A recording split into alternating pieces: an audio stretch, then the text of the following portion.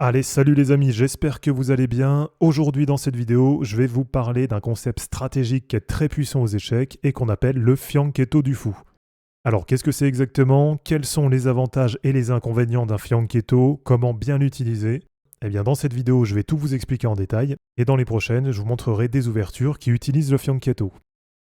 Alors le fianchetto, c'est quoi? Eh bien c'est une façon spécifique de développer son fou puisqu'on va le placer sur l'une de ces 4 cases.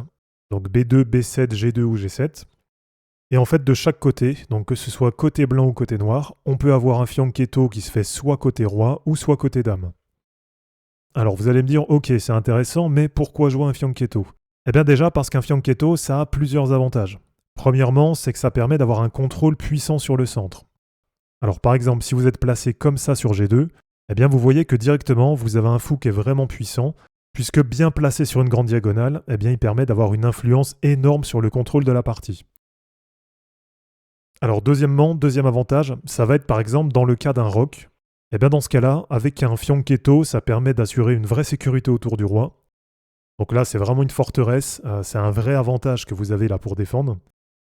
Et puis un autre avantage du fianchetto, c'est sa flexibilité, puisque c'est une stratégie qui s'intègre dans pas mal de plans, dans pas mal d'ouvertures.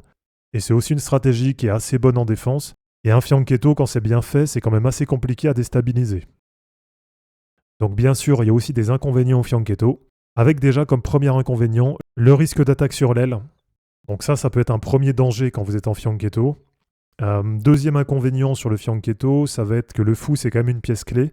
Et donc si vous venez à le perdre et que vous avez une pièce qui commence à arriver là dans cette zone, eh ben, ça peut mettre en danger pas mal d'autres pièces, et notamment la tour, qui est généralement assez isolée. Et puis plus largement, si vous perdez votre fou, ça met quand même toute cette zone en danger. Donc attention quand même sur la défense avec le fianchetto. Et puis parfois, c'est un petit peu passif quand même.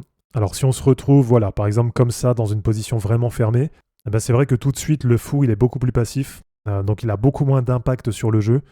Et donc dans ce cas-là, vous pouvez vous retrouver dans une position où le fianchetto, finalement, c'est plus un inconvénient qu'un avantage.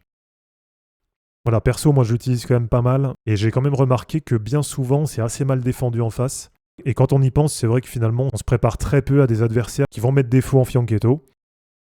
Donc voilà, en tout cas une stratégie vraiment efficace quand elle est bien appliquée, et donc pour la prochaine fois, dans une autre vidéo, je vous montrerai différentes ouvertures, que ce soit côté blanc ou côté noir, qui utilisent le fou en fianchetto. Merci à tous d'avoir regardé cette vidéo, j'espère que ça vous aura plu. Comme d'habitude, pensez à vous abonner, à liker et à commenter cette vidéo pour soutenir la chaîne. De mon côté, je vous mets tout ça en ligne et je vous dis à bientôt. Ciao!